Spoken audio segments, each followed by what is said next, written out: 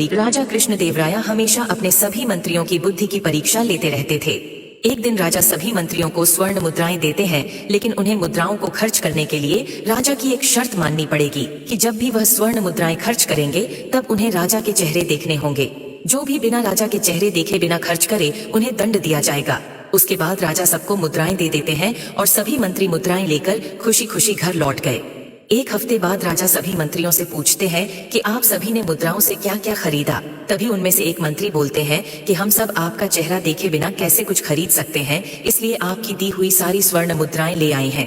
तभी राजा तेनालीरामा से पूछते हैं। तब वह बोलते हैं कि मेरे कपड़े और आभूषण सारे आपके ही पैसे से खरीदे गए हैं। तब राजा गुस्से में बोले कि बिना मेरा चेहरा देखे कैसे किया खर्च।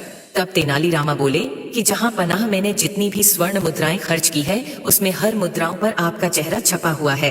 राजा को तेनालीरामा की चतुराई से गर्व हुआ। तब राजा खुश होकर तेनालीरामा को 5000 स्वर्ण मुद्राओं से पुरस्कृत करते हैं। तात्पर्य, बुद्धि और चतुराई ही मनुष्य को बुद्धिमान बनाता है।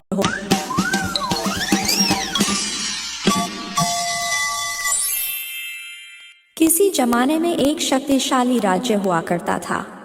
वहां की रानी का इकलौता राजकुमार था जिसको वह दिलो जान से प्यार करती थी।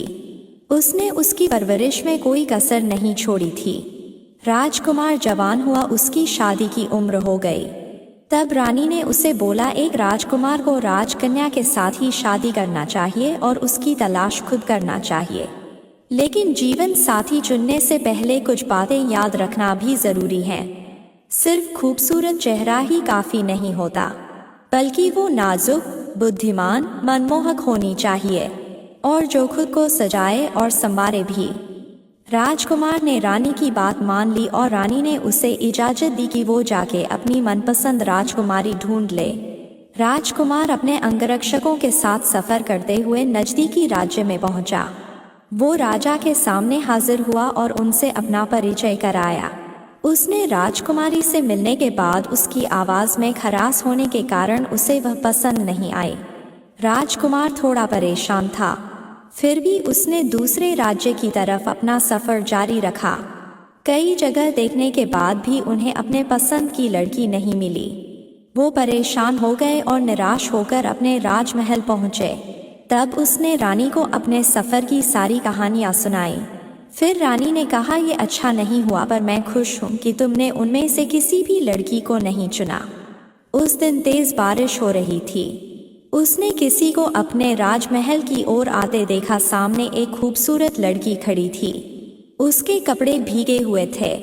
राजकुमार नीचे आया और जब उसने लड़की की मधुर आवाज सुनी कि मैं भारी बरसात के कारण रास्ता भटक गई थी, आप मुझे आज की रात यहाँ ठहरने देंगे? तब उसने कहा, हाँ क्यों नहीं, आपका यहाँ स्वागत है। जैसे ही उसने उसका कोट हटाया वो उसकी खूबसूरती देख के हैरान रह गया।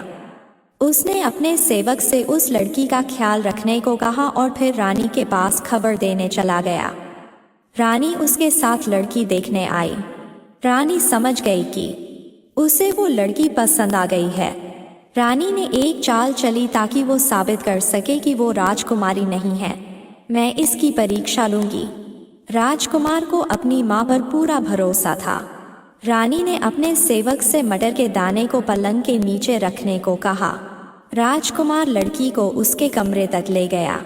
पलंग तक पहुंचने के लिए एक सीढ़ी का बंदोबस्त किया गया। उसने अपने सेवक को बुलाया। मैं बहुत थकी हुई हूँ, पर राजकुमार से ये बात मत कहिएगा। ये पलंग तो बहुत ही बेकार था, मानो जैसे किसी ने ईंट रख दिया हो, और मैं सारी रात सो नहीं सकी। राजकुमार को लड़की की शिकायत के बारे में पता चला और वह खुश हुए। तब राजकुमार और राजकुमारी की शादी हो गई और वो खुशी से जीवन व्यतीत करने लगे। अगर आपको कहानी अच्छी लगी तो हमें लाइक, सब्सक्राइब और शेयर करें।